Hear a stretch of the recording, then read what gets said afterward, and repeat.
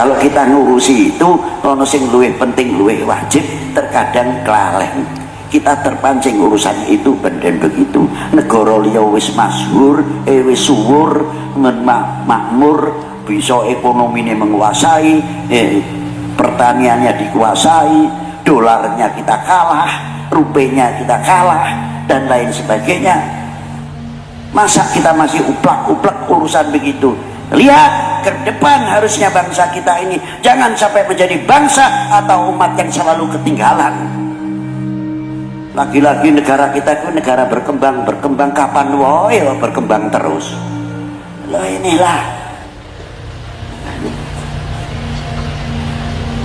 ma'asyiral muslimina rahimakumullah.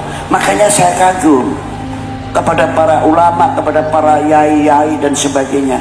Kita singgung sedikit bagaimana sih Mbah Hasyim bisa mendirikan Nahdlatul Ulama. Terkadang anak-anaknya orang NU tidak mengetahui bagaimana perjuangannya Mbah Hasyim.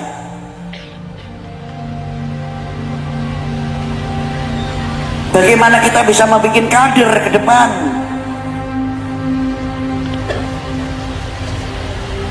Bagaimana asal-usulnya Mbah Hasyim mendirikan NU. Ketika Mbah Hasyim di Makkahul Mukarramah berhadapan dengan peristiwa per peristiwa sampai jatuhnya Syarif Husain sebab apa?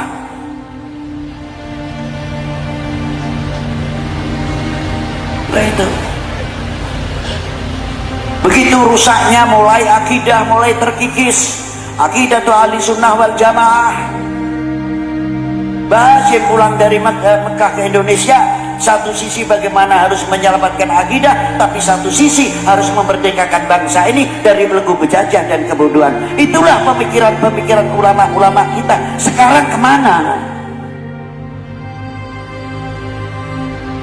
Nah, maka dari itulah ayo anak-anak kita biar mengerti bagaimana sejarahnya para beliau-beliau. Apalagi kembali sekarang haulnya Sayyidina Syekh Al-Alimul Allamah wa akabiril awliya wa akabirul a'immah fi zamanihim Sultan Abdul Fattah radhiyallahu ta'ala anhu. Bangga tidak Indonesia mempunyai Sultan Abdul Fattah di zaman itu? Kita mempunyai Sultan Trenggono, bangga tidak? Kita mempunyai Sultan Adipati Yunus, bangga tidak? Di zamannya. Sejarah-sejarah itu luar biasa.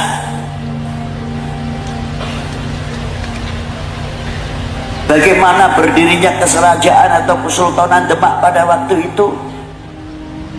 Hebatnya Sultan Abdul Fattah bisa mengambil kebijakan-kebijakan yang luar biasa, walau di sebagian tarikh tidak tertulis. Kepedulian beliau terhadap tanah airnya, walaupun pada waktu itu belum merupakan Indonesia, masih berbentuk Jawa dan di bawah Majapahit. Bawah Majapahit itu dulu sampai Malaka, bahkan di zaman Gajah Mada sampai Sri Lanka, sampai Indochina.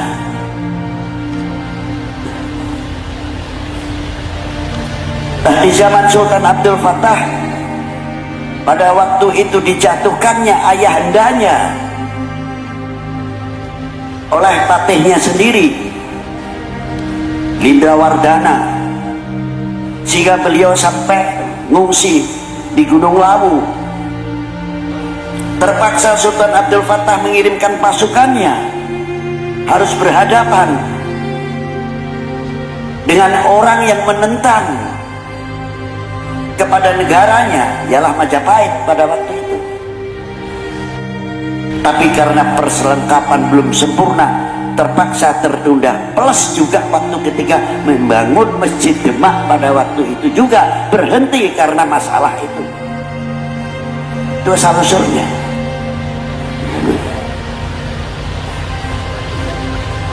Kedua, ketika Lindrawardana dijatuhkan oleh Patih Udoro yang mengangkat dirinya Brawijaya ke-6,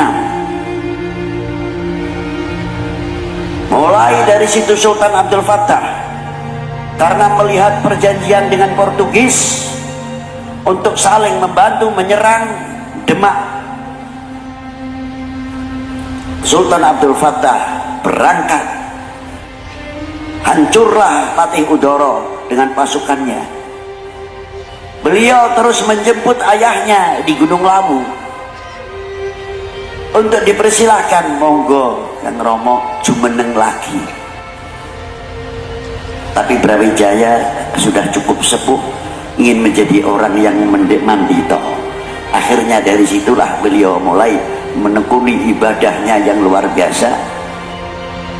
Sultan Abdul Fattah membuat satu kebijakan, karena kakak adiknya banyak, tidak mau akan menjadi warisan, berebut waris, maka Majapahit diserahkan kepada kakak-kakaknya. Lebih baik Sultan Abdul Fattah ke Demak bagi membuat satu kadipaten Demak pada waktu itu. Itu bijaksana yang luar biasa. Hal ini juga dilakukan yang sangat luar biasa. Siapa beliau? Kanjeng Sunan Kudus. Dengan bijaknya Kanjeng Sunan Kudus, Pangeran Poncowati akhirnya menyerahkan kerajaannya. Kalau saya mungkin pribadi saya ngomong, wis dikai kerajaan duwe wilayah.